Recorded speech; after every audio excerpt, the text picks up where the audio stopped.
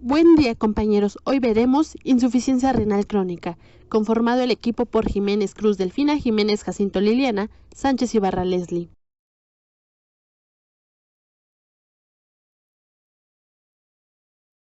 La insuficiencia renal crónica se define como la disminución de la función renal expresada por una tasa de filtración glomerular menor a 60 milímetros sobre minuto en una superficie de 1.73 metros cuadrados. También se puede definir como la presencia de daño renal, alteraciones histológicas, albuminuria o proteinuria, alteraciones del sedimento urinario o alteraciones en prueba de imagen de forma persistente durante al menos 3 meses.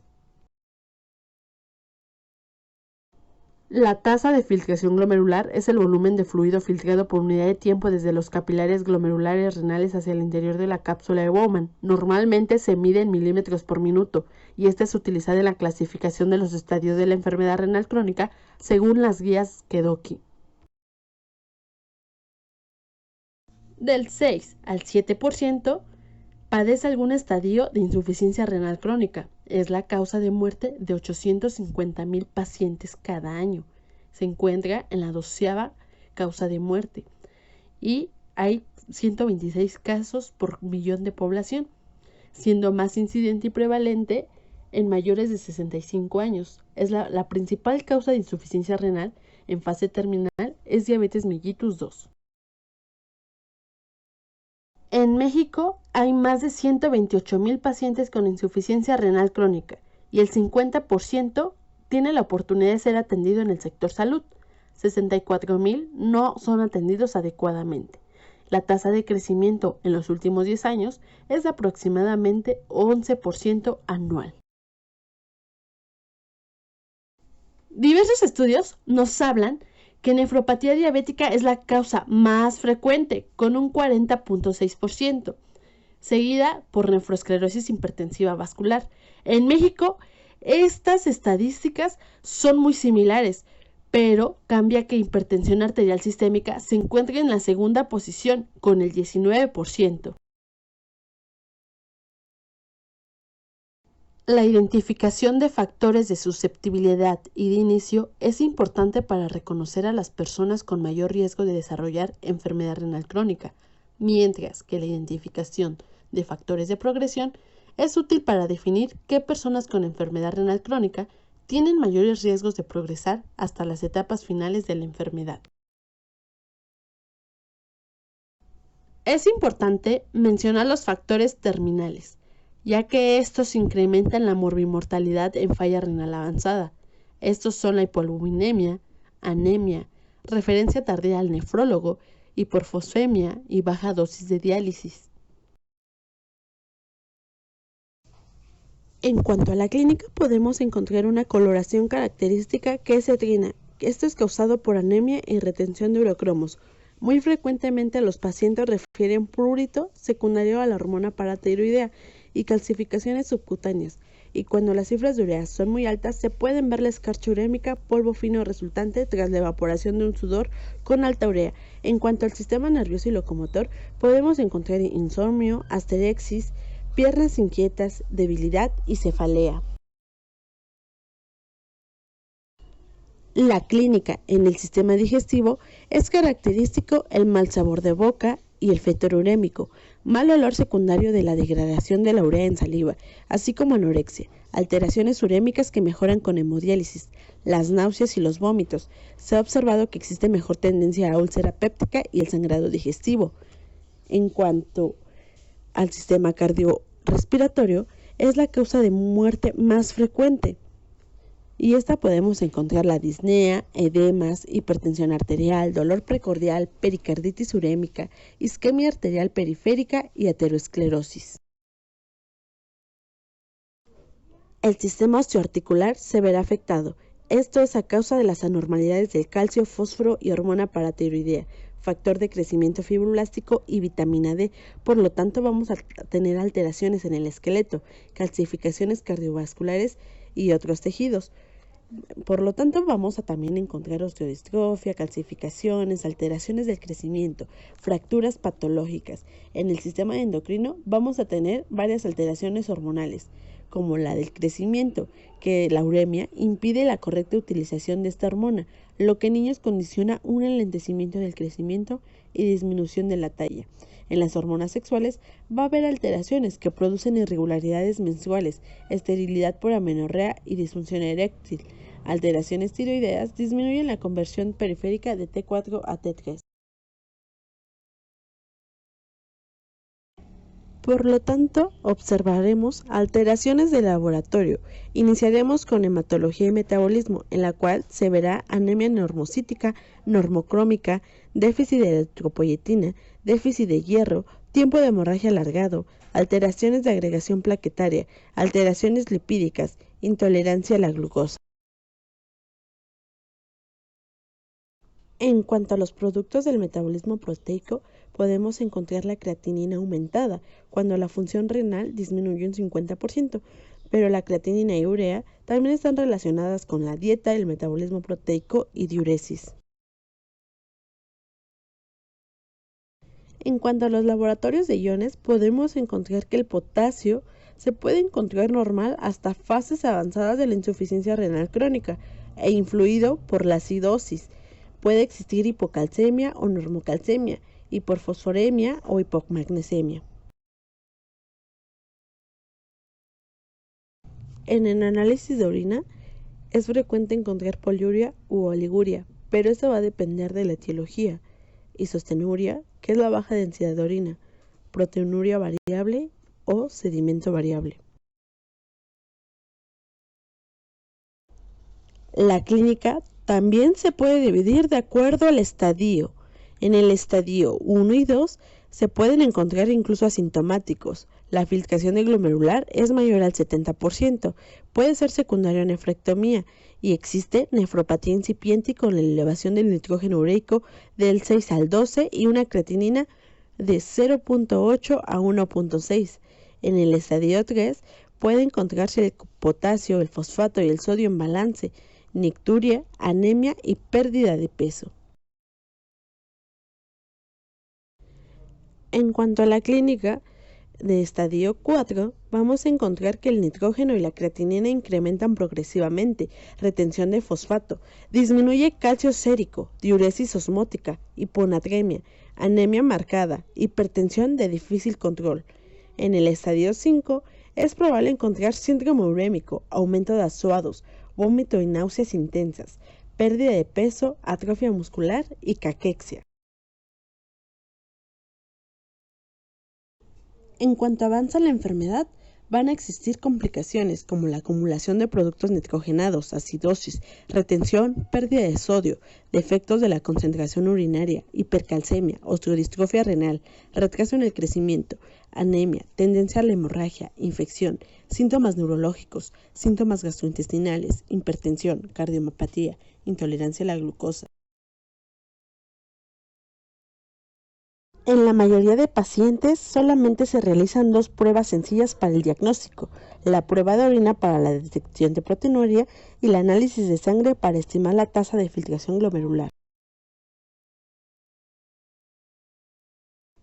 En personas con alto riesgo es importante el análisis de orina, que se puede realizar con tira reactiva, microscopía y la determinación de microalbuminuria. También es importante el estudio de imagen. En este caso es de elección el ultrasonido renal, que ofrece exacta determinación del tamaño de los riñones, la evaluación del grosor cortical y ecogenicidad. La excreción anormal de proteínas en la orina depende del tipo de enfermedad. Las globulinas de bajo peso molecular son características de alguna enfermedad tubulointersticial, mientras que la albuminuria es un marcador muy sensible de enfermedad renal crónica, en diabetes mellitus, enfermedad glomerular e hipertensión arterial sistémica. La albuminuria se refiere específicamente a la excreción urinaria de albúmina. Microalbuminuria es la excreción de 30 a 300 miligramos sobre día. Macroalbuminuria es la concentración mayor a 300 miligramos día. La microalbuminuria es el primer signo de daño renal en sujetos con alto riesgo de enfermedad renal crónica, como los diabéticos, y en otras enfermedades como la hipertensión arterial sistémica y glomerulopatías.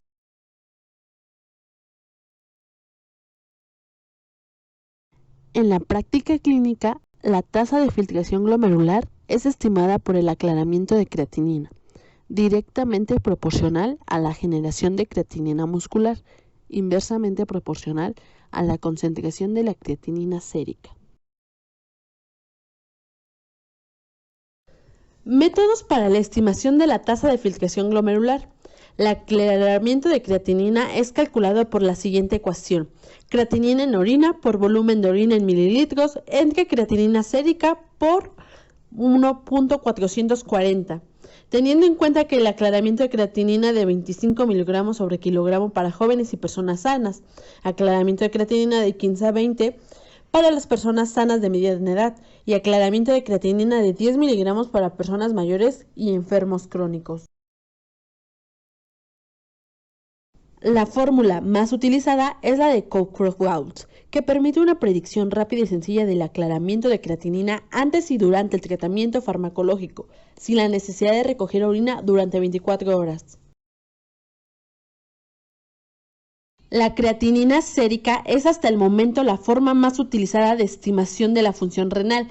Sin embargo, la misma no se eleva en plasma hasta que el filtrado glomerular desciende por debajo del 50% del valor normal, por lo que no tiene escasa sensibilidad para detectar cambios de filtrado glomerular en etapas iniciales de la enfermedad. El volumen de plasma depurado completamente de urea en una unidad de tiempo que refleja el poder de depuración de la urea plasmática a través del riñón se calcula mediante una fórmula general de aclaramiento renal. Su valor normal es de orden de 40 a 70 mililitros sobre minuto y está muy influenciado por el volumen de la diuresis y el régimen alimenticio. En la actualidad ya no se emplea como método de exploración de la función renal y ha sido sustituido por la medida del aclaramiento de creatinina, que es mucho más fiable. Por lo tanto, la proteinuria persistente o la reducción de la tasa de filtración glomerular de menos de 60 milímetros sobre minuto en una superficie de 1.73 se define como enfermedad renal crónica.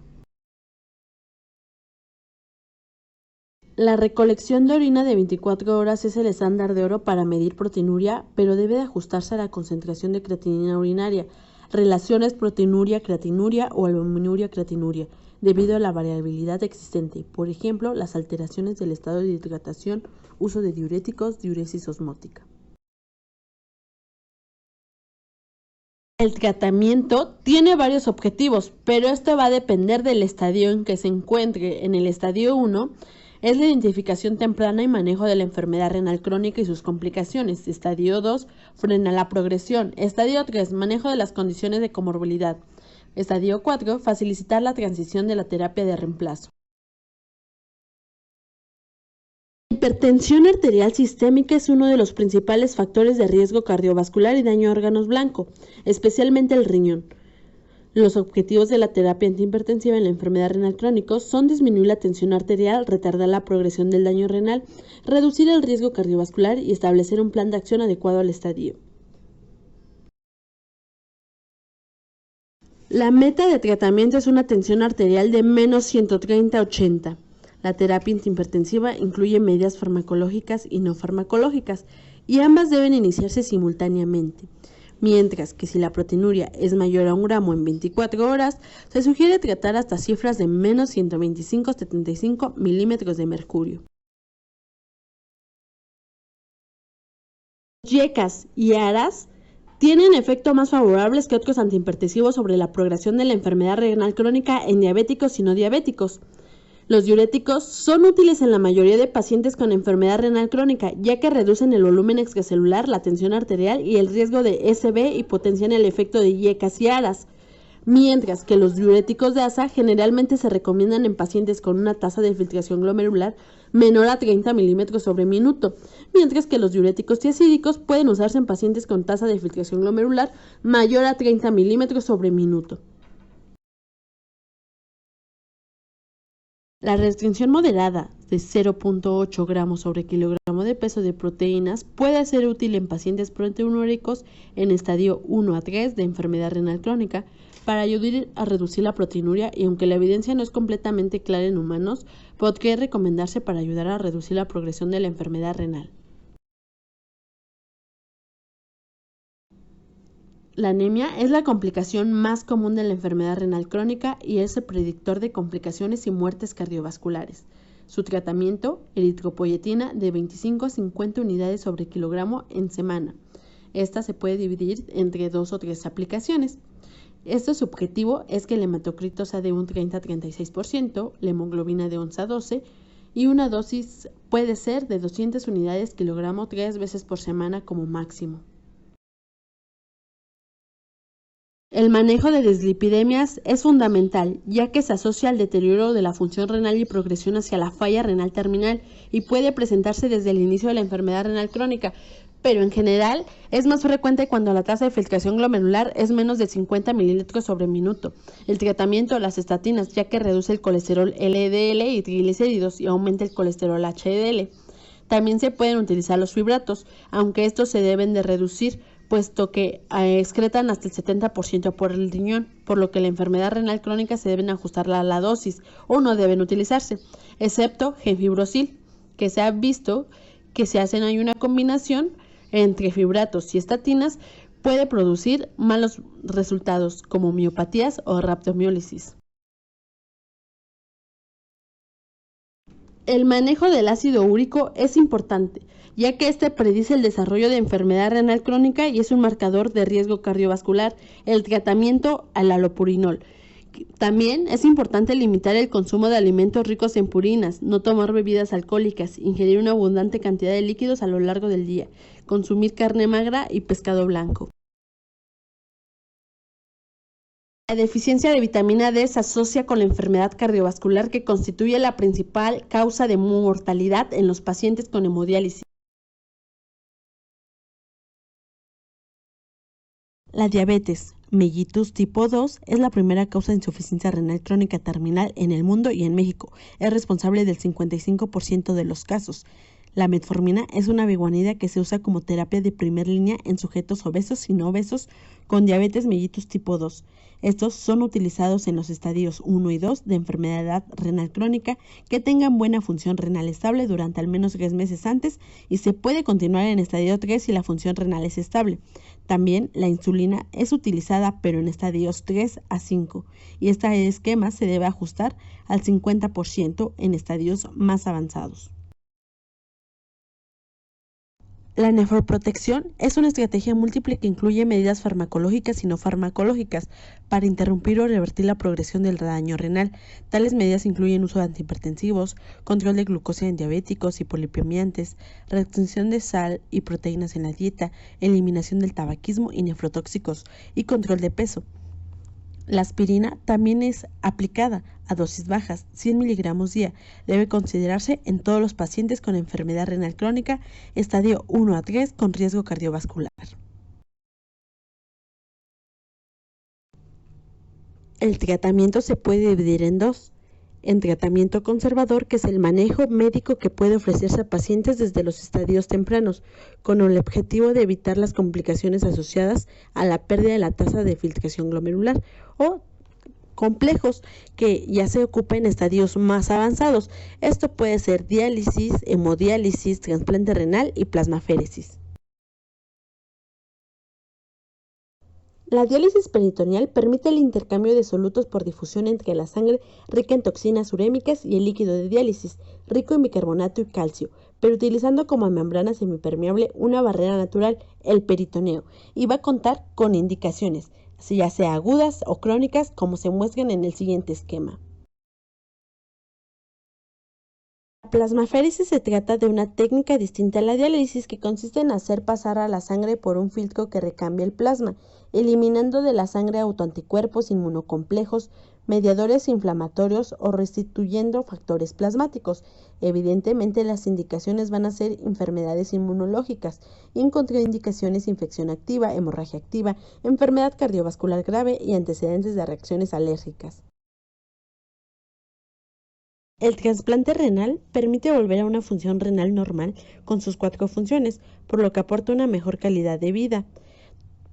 Su indicación es a toda nefrópata en situación de insuficiencia renal crónica terminal, sometido a tratamiento con diálisis crónica, salvo a siguientes excepciones. En el siguiente esquema podemos observar las contraindicaciones, que estas van a dividirse en absolutas y relativas, pero las más relevantes es la enfermedades infecciosas activas, patologías extrarrenales graves y crónicas y neoplasias activas. Como complicaciones del trasplante renal podemos encontrar hipertensión arterial, insuficiencia cardíaca congestiva, paro cardíaco, pericarditis, arritmias, anemia y coagulopatías.